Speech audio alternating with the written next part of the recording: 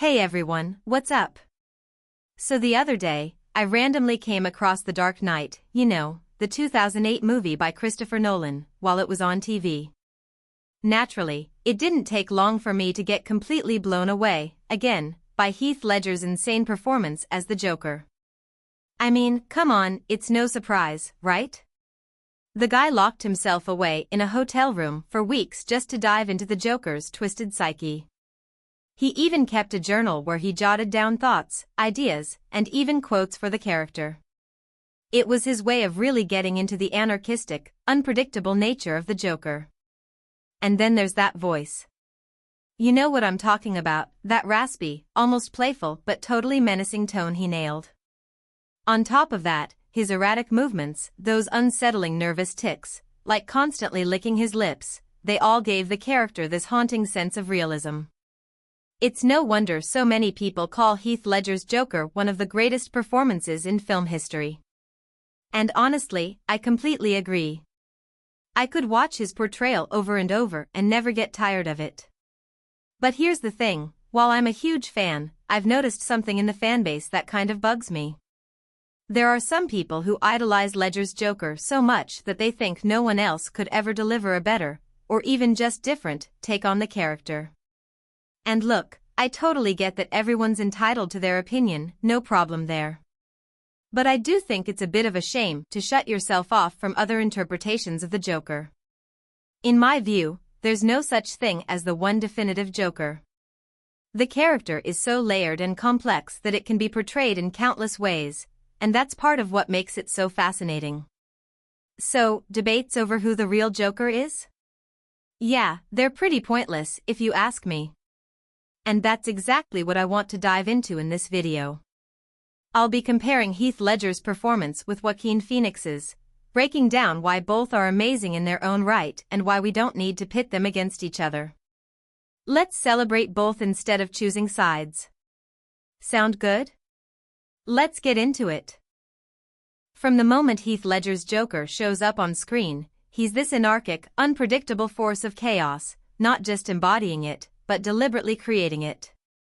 His look alone is unsettling, the smeared clown makeup, the greasy, unkempt hair, and those gnarly scars that stretch his face into that terrifying, grotesque smile. It's like he's the visual definition of destruction and madness. But here's the kicker, beneath all that chaos lies a mind that's as dangerous as it is brilliant. The Joker isn't your average criminal. He's not after money or power. Nope. He's driven by this deep-seated hatred for society's rules and norms. He's a master manipulator and strategist, constantly analyzing his opponents and turning their weaknesses against them. His entire goal? To strip away the thin layer of civilization and expose humanity's dark side. And if you want proof, look no further than that iconic ferry scene. You know, the one had two boats, both wired to explode, and the passengers are given the twisted choice of blowing up the other to save themselves. It's peak Joker, forcing people into moral dilemmas to prove his belief that, when pushed to the edge, everyone will cave into their worst instincts. It's not just evil, it's genius, in the most terrifying way possible. What makes the Joker even more compelling is how contradictory he is. On the surface, he's chaotic and impulsive, but his plans? They're calculated to the last detail, executed with an almost eerie precision. That duality is what makes him so unpredictable and, honestly, so terrifying. And let's talk about his relationship with violence. It's brutal and shocking, sure, but there's this twisted humor in the way he delivers it. Lines like "Why so serious?" are downright chilling because they clash with the horror of what he's doing. It's like he's mocking you while pulling the rug out from under your sense of safety. Then there's the mystery. Unlike most villains, the Joker doesn't have a clear origin story.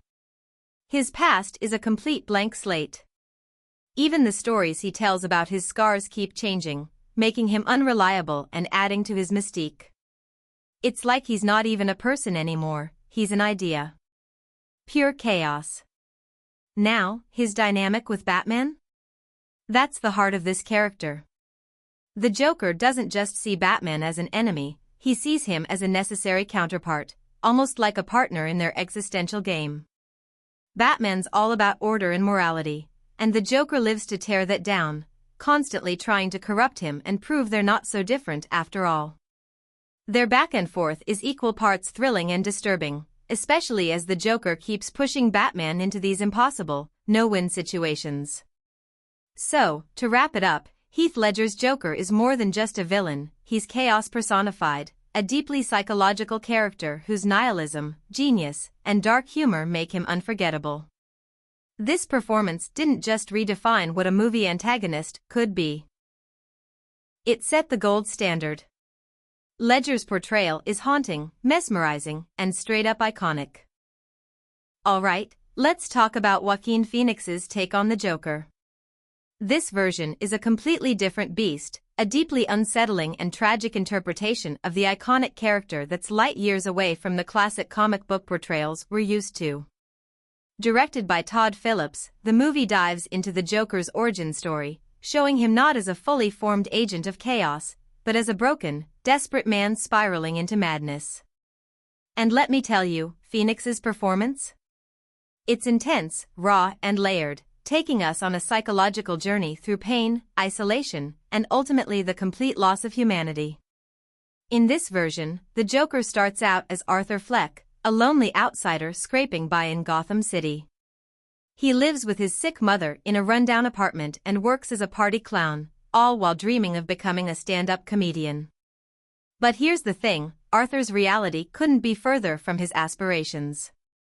He's trapped in this grim, hopeless existence, dealing with a neurological condition that causes uncontrollable laughter at the worst times.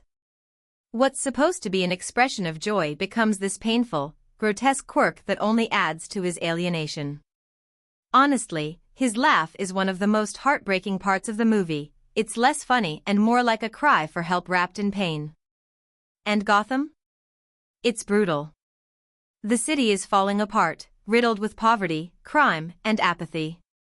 Arthur feels that cold indifference firsthand. He's bullied in the streets, loses his job, and even has his social support system ripped away when funding gets cut. It's like the world keeps kicking him while he's down. And to make things worse, the powerful elites, like the Wayne family, treat him like he doesn't even matter.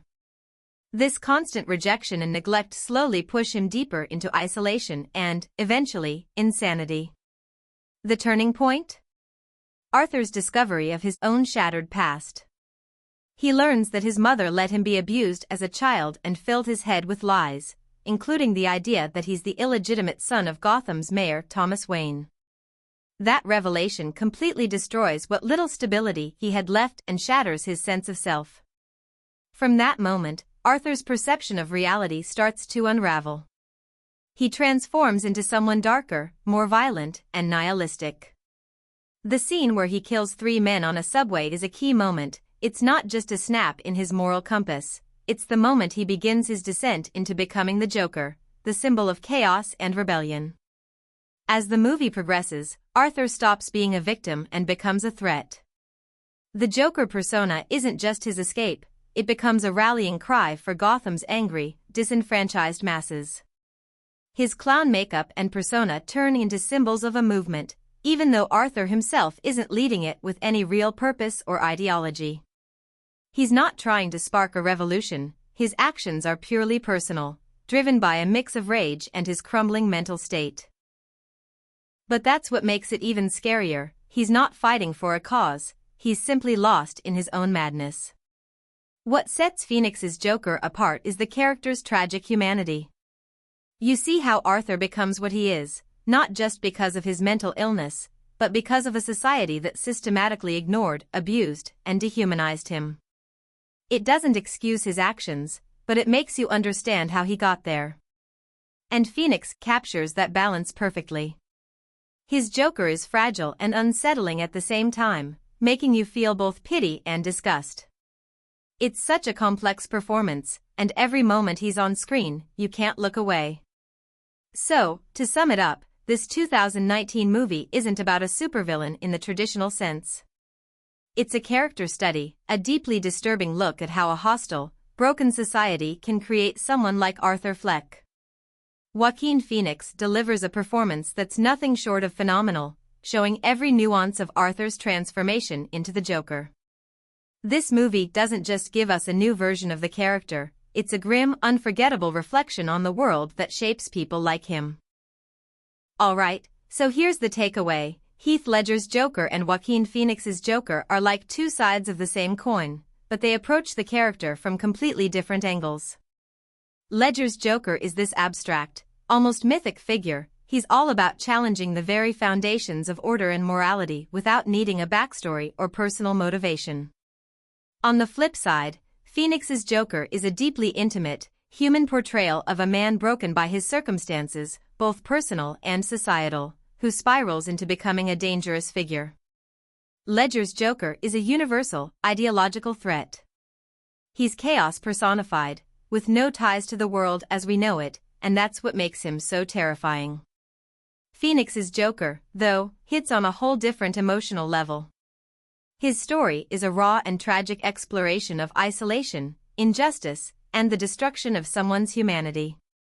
Both interpretations are absolutely brilliant, but they speak to different themes and emotions, shaped by the worlds their respective films inhabit. And that's where my opinion comes in. There's no such thing as the one Joker. The name Joker in both cases is more of a pseudonym, a mask for two very different men to communicate their individual messages to the world. And honestly, it makes total sense. Think about what a pseudonym does.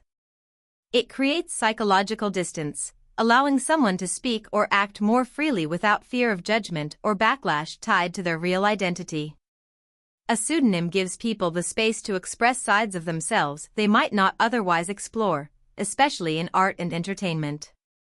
It's bold, it's memorable, and it shields the person behind it from failure feeling too personal. For both versions of the Joker, that's exactly what the name represents. It's not about a single, definitive person. It's about an idea, a platform to challenge society in their own way. Ledger's Joker uses it as a symbol for anarchy and philosophy.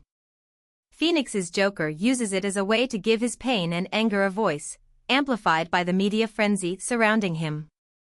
So here's my pitch: let's respect every interpretation of the Joker.